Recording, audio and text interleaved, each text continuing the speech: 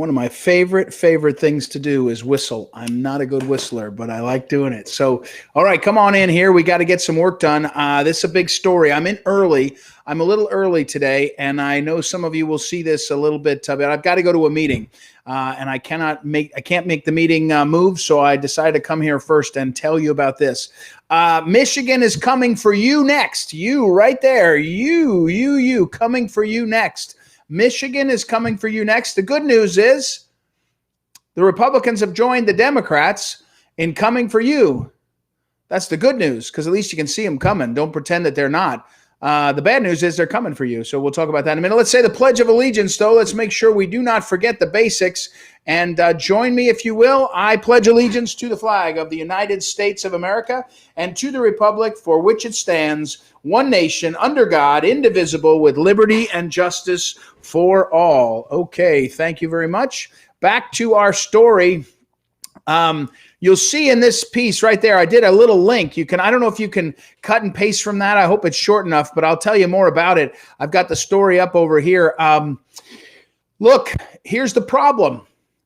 The narrative machine is so powerful, as I've told you. The narrative machine is made up of big tech, big media. So big tech changes your brain, neuroscience. They use neuroscience as fast as the speed of sound or light, or as fast as the speed of Google. Boom, they're changing your mind. They're not even telling you. Forget about when they shadow ban you or they ban someone. That's easy.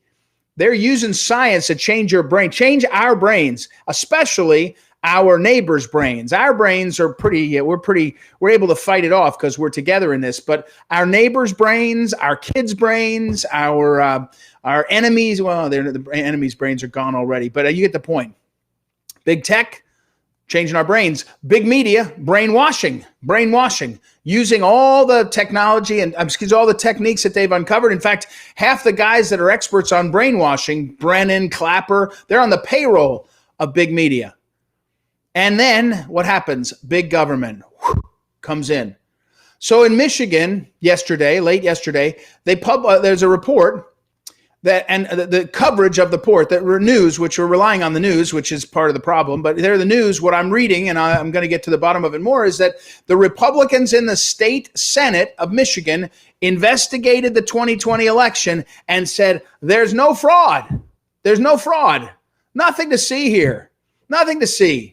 No doubt. They're just telling us again, right? Asserting again. And then they did what is the most diabolical part of this. I don't mind if they actually investigated and said there's no fraud. I'm not surprised. Elected officials, when they win their elections, they don't think it was fraudulent. Imagine if I told you that you're going to get, let's say you're going to apply for a grant. Someone is going to give you money, and you apply along with 1,000 other people, and you win the grant. Okay, so you get the money. Let's make it good. Let's say you apply for $1 million.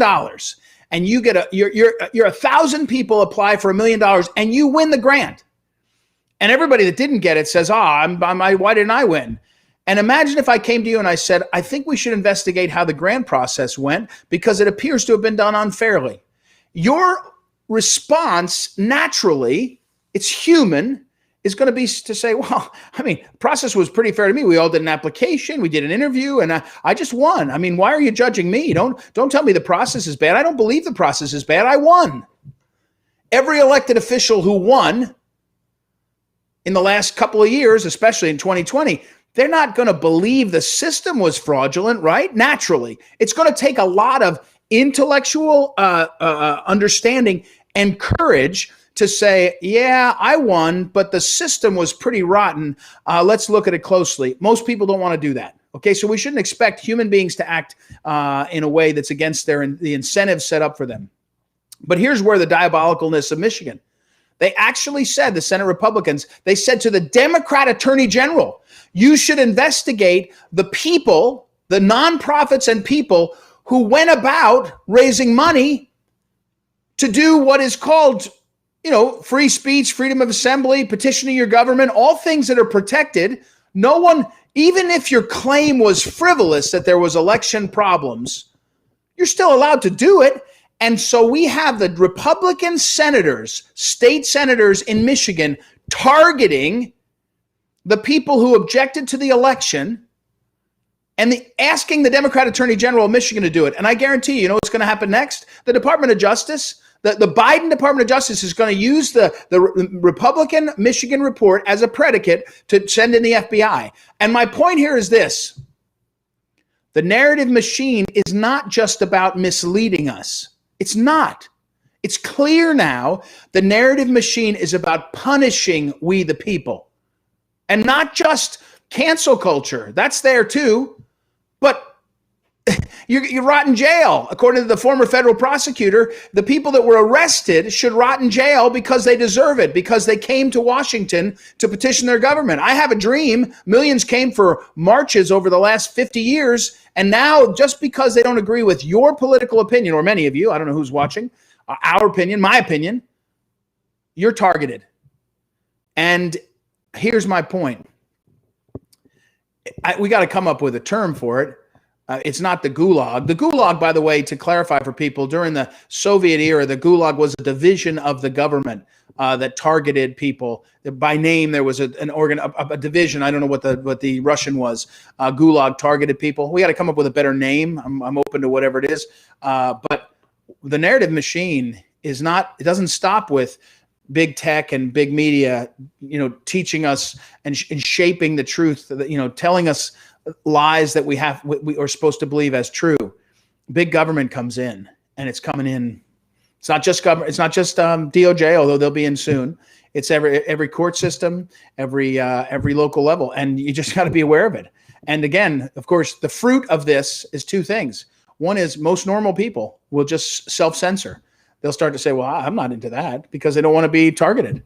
And the second thing is real people are going to suffer. Real people are going to suffer because this is aimed at suffering. Because if you won't do number one, which is self-censor and change how you at least outwardly speak about things, if not change your opinion, then you must suffer. And then when you suffer, number one will happen again and again. People will say, well, that's not worth it.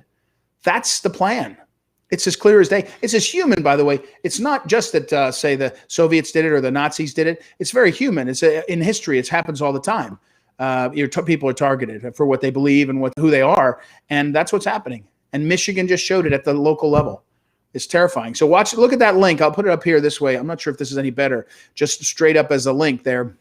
Look at that link. And if you want to do a search for it, I can make sure. Let me see. I will tell you it is in the story that I'm citing to is in DetroitNews.com, the Detroit News, but it's DetroitNews.com, the story there, and you can see it. Michigan Senate finds no voter fraud, but here's what it did find, and that shows the targeting there. So you want to check that out. Okay. Thanks for tuning in. I got to go to this meeting. Appreciate it. Sorry we're early, and I will talk to you again.